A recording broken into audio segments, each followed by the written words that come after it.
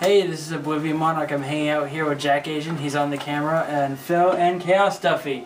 We're going to do the deck profile for these two guys' decks. It's pretty interesting, pretty unique, and Chaos Duffy's going to be playing it at YCS Atlanta, right? Yep. Alright, so to start things off, what made you decide to build this kind of random, and what is the deck? Well, it's based off the Chaos Dragon structures that came out recently. We're sitting at our local card shop, and a friend of ours who's bought 3 of the structures, and he put them together, and it wasn't really seeming anything too stellar. I was like, some of the cards were neat, but nothing really did anything. So we started thinking and just went into the tank to brainstorm about how to make this deck work, if we could make it work.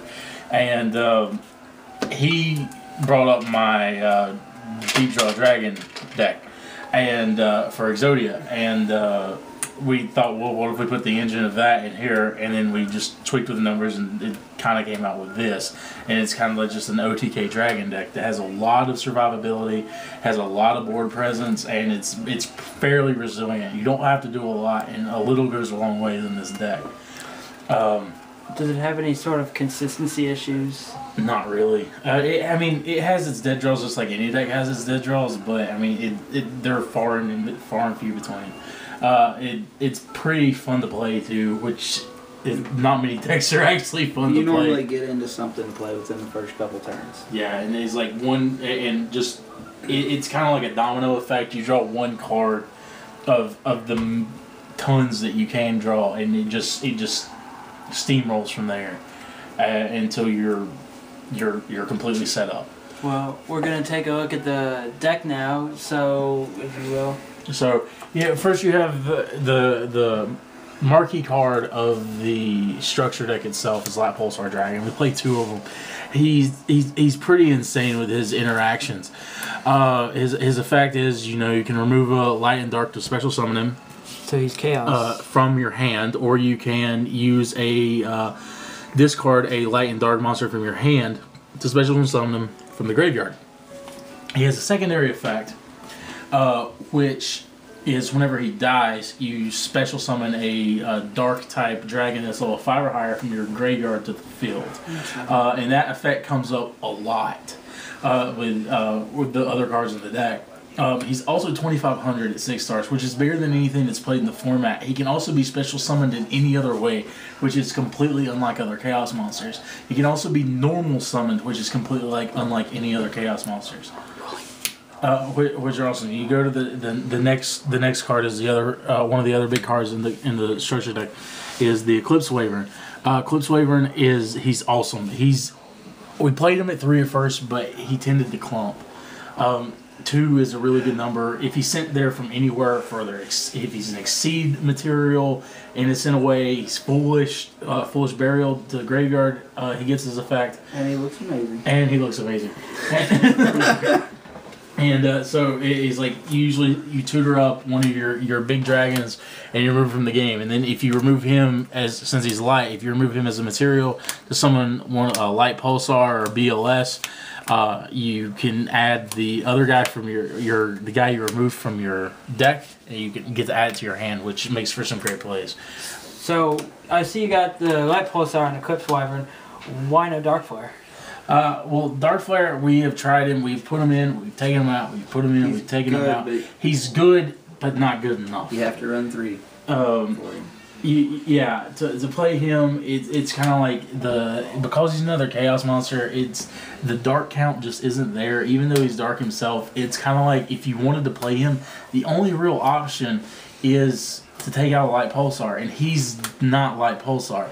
He offers tricks, and that was what I liked about him the most, is able to discard and search for something to go to your graveyard, and then targeting your own Eclipse Wyvern with his effect to remove him to add something back from your hand that you search for. That was the best play with him, and it was cool. But I mean, that's what it is. It's a trick. I mean, he doesn't really do anything better than anything else, and that's why I don't play him. Moving on, he's the all-star of the deck is Red Eyes Darkness Metal Dragon. I only play 2. He goes up to, he's the only card that we ever tempt going to 3 with anymore, but he's kind of just overkill at 3. He's pretty awesome, and this deck even like can go in the future formats, especially when the next set gets released. It's pretty awesome to exceed summon him into Gustav. It's pretty hilarious, just seeing the look on people's faces. The other all-star of the deck was whenever I was tinkering. He was not in the first build because I have not been back in the game very long, and I didn't even look up the Order of Chaos set, and I was looking on Duel Network. Well, when you get back into the game after a while, you want to play with something fun. You don't really want to jump into anything. But I was looking on Duel Network, and I was searching for dragons like Light and Dark that were like 4 stars, and I came across this next guy who's in Order of Chaos, and it's Divine Dragon Apocalypse, and he is a complete standout. He is amazing for what he does. Especially like Light Pulsar, you can play him from the hand, but you can discard 1 card to get him back to replay him from your hand, and it gives you a free special summon or a way to remove Eclipse Waver. They kill your Red Eyes Darkness Metals. He brings your Darkness Metal back to your hand. He brings back anything back to your hand. If you play Dark-Armed Dragon, if he goes to the graveyard early or for whatever reason, like off the spell grounds, yeah, you can Future Fusion him and then Divine Dragon him back to your hand to play him.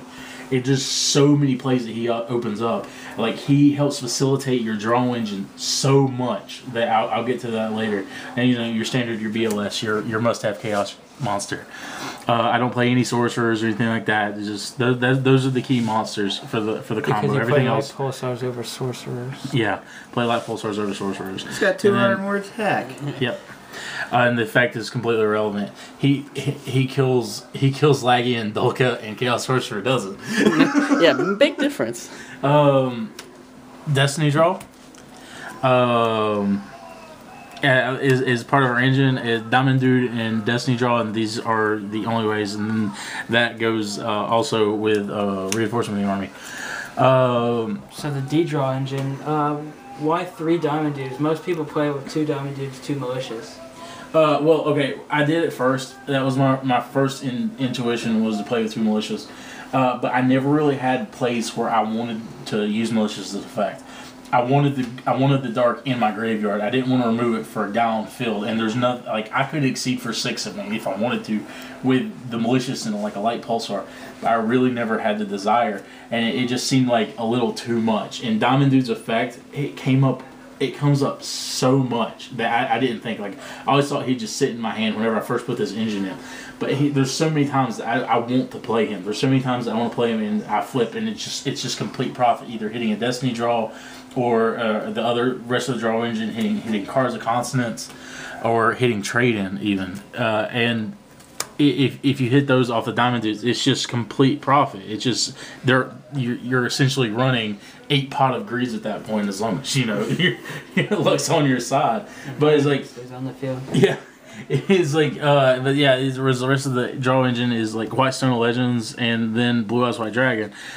We did test with another version that played Galaxy Eyes instead of Blue Eyes, and then it played Hand Destructions and monster slots, and we put to 3 Eclipse Waver so we could play monster slots more, and it was cool. Like, monster slots are a really neat trick with Eclipse Waver because it like removes it, pluses you a card, and it just gave you a free removal. But it was dead a lot, and it never really did anything spectacular because you never wanted it to special summon ever.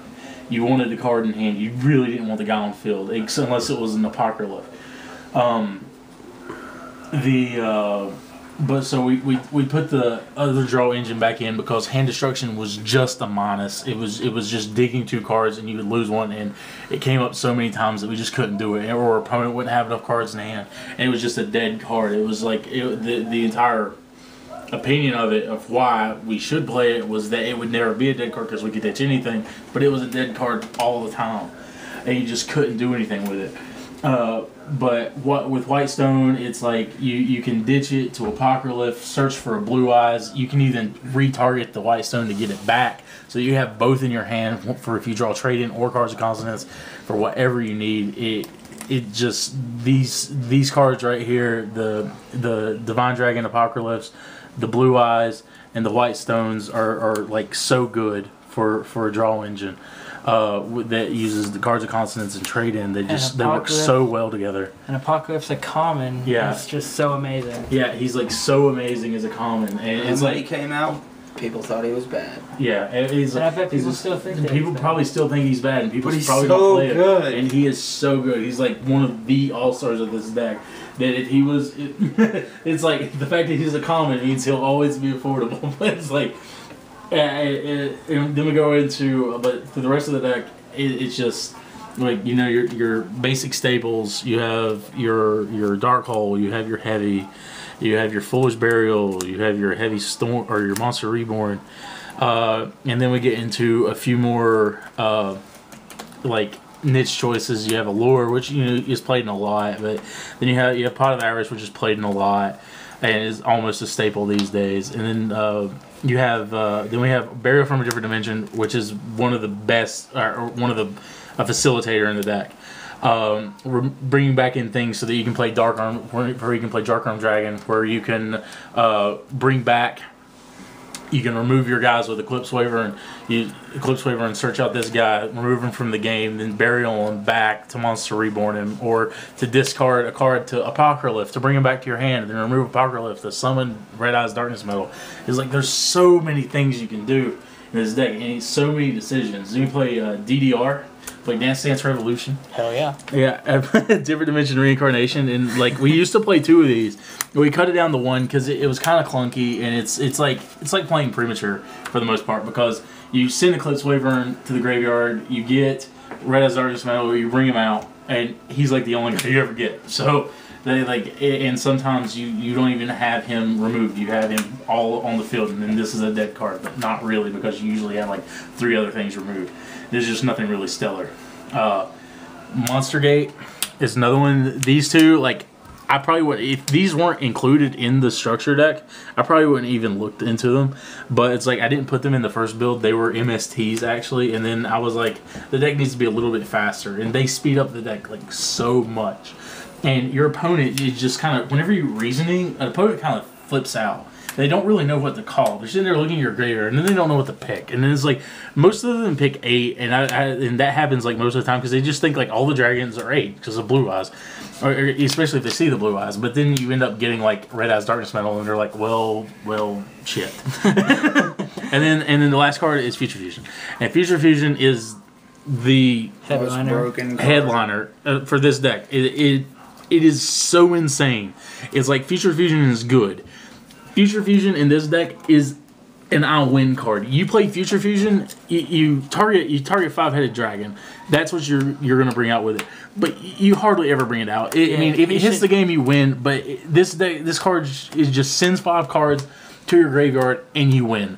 You make plays. You send your Wyverns to the graveyard. You send a Pulsar to the graveyard. You send a Apocryph to the graveyard, you send a White Stone to the graveyard. Then you get to go search for deck for 2 Darkness Metals, or a Darkness Metal and a Dark Arm, a combination of, whatever to remove from the game, and then you add a Blue Eyes to your hand. And then the silliness incurs as you can do so much with like so little. You can you get to bring back Light Pulsar. You discard like a Light and a Dark from your hand to resummon him. Or you can play an Apocryph to bring him back to your hand, then remove 2 to special summon him, then add this back to your hand, then remove him, then special summon him, and then you special summon the Blue Eyes you searched for, and then you have so many plays, so many options, and like most of the time you end up with tons of options in plays. And like so much power on the field. Like most games end, you have with like a Light Pulsar, Blue Eyes, and the Darkness Metal, and attacking for a game. It's like there's games where you have two Darkness Metals on the field and 2 Light Pulsars, and then they can't do anything. Like Dark Hole does nothing to this field. You're staring down 2 2500s, 2 2800s, and they can't do anything. And they Dark Hole, and Light Pulsars affect triggers. Everything dies. Light Pulsars affect triggers in the graveyard, and you can bring back both your Darkness Metals, and then they're still staring down 2 Darkness Metals. Oh my god! And they're still staring down 2 Darkness Metals, and that's it. And what are they going to do then? They just wasted their Dark Hole, and the next turn you just do the exact same thing. So it's like an infinite field with darkness battles and pulsars. For the most part, yeah. It was like the only way to really get rid of it is BLS, and they still have all this. And BLS can take out both of these guys or whatever, but I mean, it doesn't really matter because like getting anything, going into a reborn, bringing back him, bringing out this guy, and he stares down a BLS. Nothing deals with blue eyes in the format. It's so sad, but nothing deals with blue eyes. He's set for BLS, and blue eyes can crash the BLS, and then you can just play your own BLS, or you can play Dark Arm, destroy their field, and whatever. But yeah, that's the deck. Why no traps?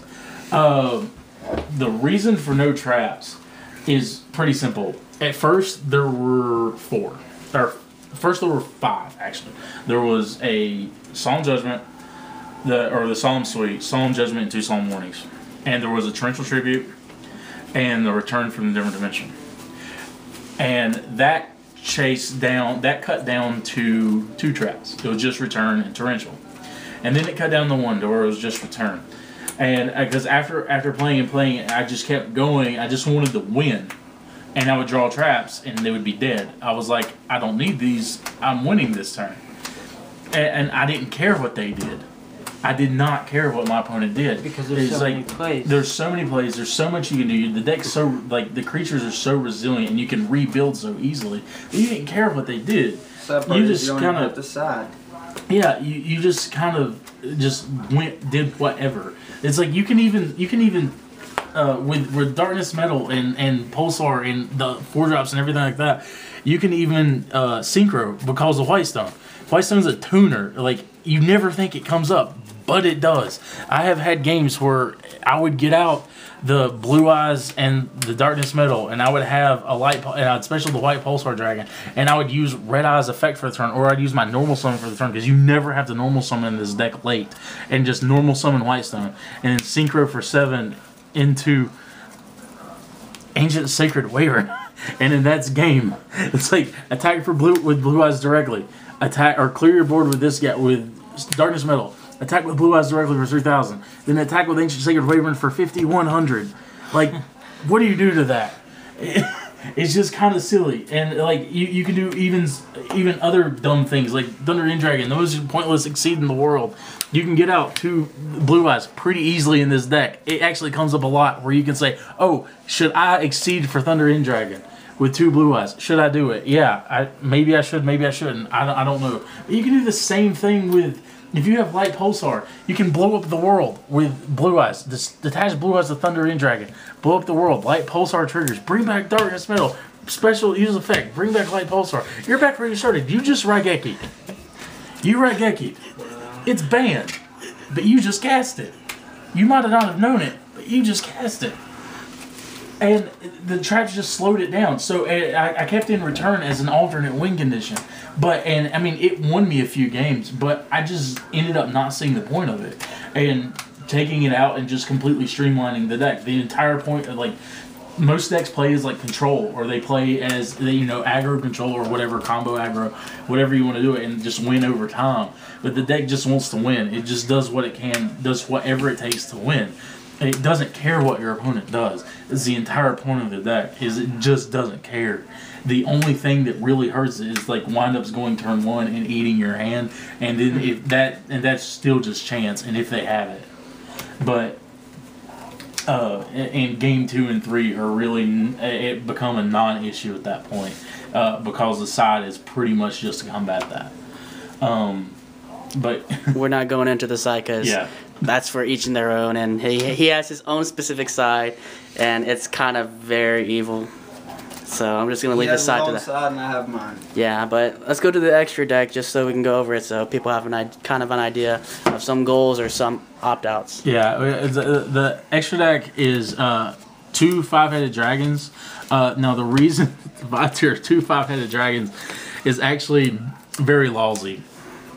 I have people on the bandwagon for this deck ever since we started brewing it, and there's like 4 or 5 people playing it now at our shop.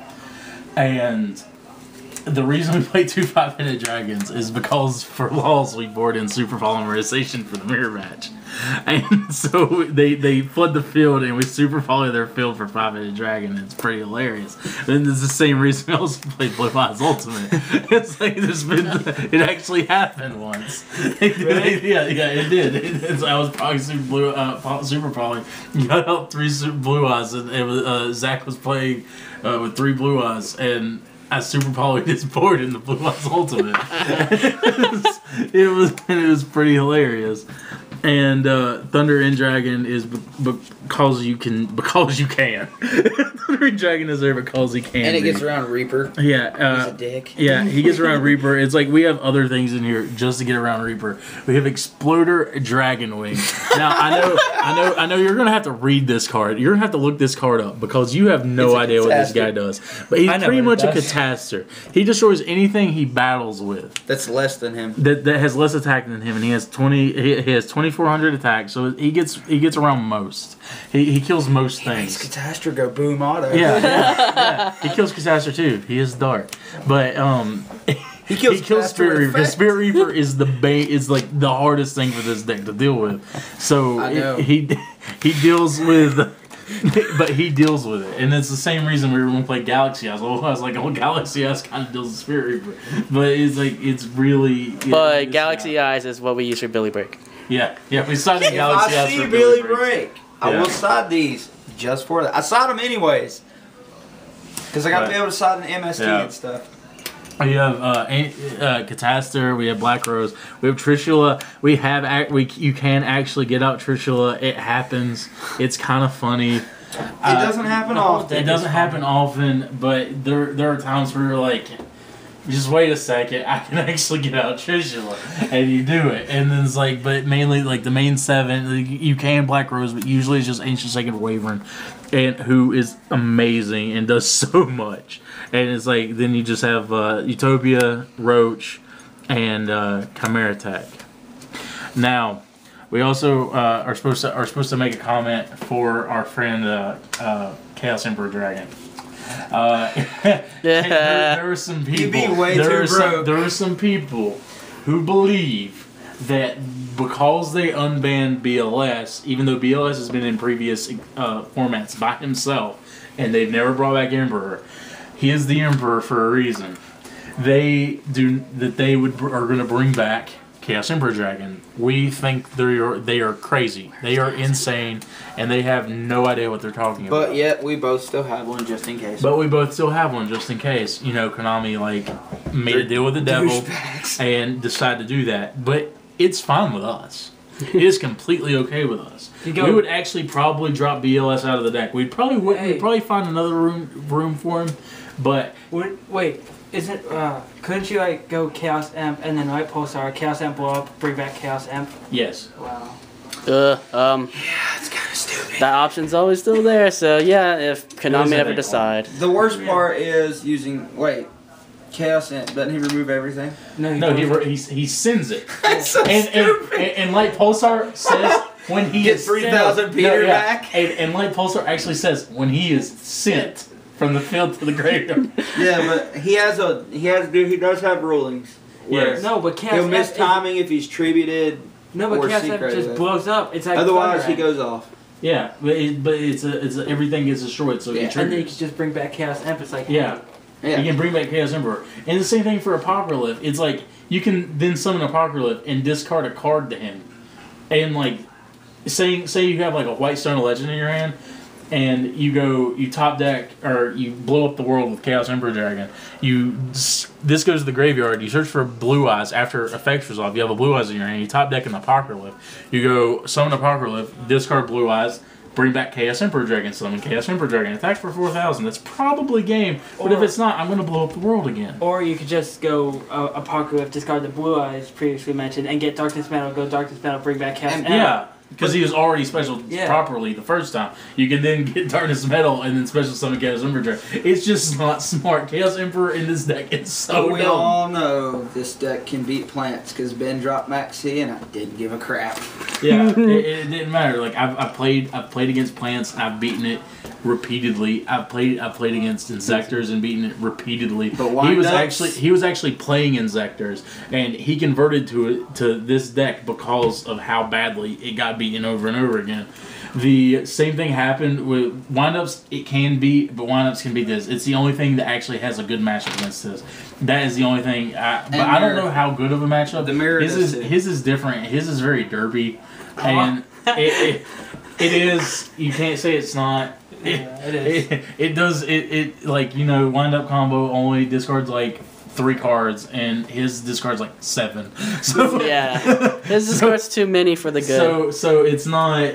Yeah, see, it's not do his profile too. Yeah, we'll be doing his profile next. It's not even something I can consider. So, but I've played against windups, and it's not bad. Like normal windups is what like he sides into is a more straightforward non-convoy version of windups, and the deck. But he only does that, and that when version, he's not going first. I know, but that version can't beat this. No, because we played that matchup too. It's like the only thing that does anything is the fact that it can eat your hand, and it makes it to where you just can't make the plays you need.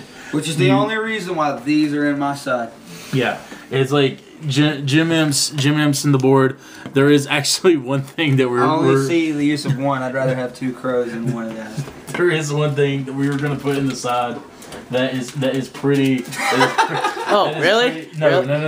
We're not showing full size. I was just showing the wind-up one card. There is one card that comes in like as kind of a stopper for that. It's like we can do Max C because Max C is one option, and the other option is Super Reju. If we get to go first, we just end our turn and set these, and then they make us discard our hand, and we flip these and like draw our entire hand back. So that's kind of like baiting them out for and the sad part is when you put stuff in our graveyard, it's not a good thing. Yeah, it's fine in the graveyard. The only thing it hurts is that it's random. If I got the pick, it'd be fine, but kind of like a hand distraction. Yeah, it's mainly just eats, and then like eats my draw cards, eats my outlets and all that stuff, and it just doesn't end well. But yeah, that's the deck profile. Try it out for yourself. If you don't like it, return the Strucker. Always give credit where credit is due. It was his idea to begin with. We were up here for 3 days just constantly tinkering with it and making it perfect. Tried Insectors for 2 of the and then caved. Yeah, I didn't have tour guides. It's like a religion. It's got converted to the deck. And now you will too. I will, maybe. No, yeah, you too. JackAsian will give up on Amazon. I'm not giving up because I ain't giving up because I just like playing stuff that no one plays and still trying to make them good. That's all. He knows they'll never be good. He knows he'll never win with them. It's because I still think of them like flexible Gravekeepers, except they don't have no Royal Tribute. But play Gravekeepers. I might do that too. Just play Gravekeepers. I'm building Gravekeepers on the side. Watcher's main deck. That's the new tech for GKs. Is Watcher's main deck. And Watcher was never played before. Yeah, it's gonna be good this time around. Watcher's pretty amazing right now with Crow. Crow's probably going to be main deck now, like Valor is, or it's going to become like kind of prominent. Hi OCG. Yeah, because windups and Insectors, like Crow messes with it just as much or more than Valor does. So sending those in the main deck are pretty good, and it's also like free Chaos Fodder, so whatever. Let this be a note to YouTube. If Banlist does hit windups, I probably will convert to the deck as well. You'll have to, because you just spent all your money on that deck. Yeah. Until then. Yeah. Until then. This is Phil. This is Phil. This is Oblivion Monarch with Chaos Stuffy and JackAsian on camera. So, alright. So yeah, we're going to be doing the wind-up profile in a little bit. Alright, so see you next video. You're having way too much fun.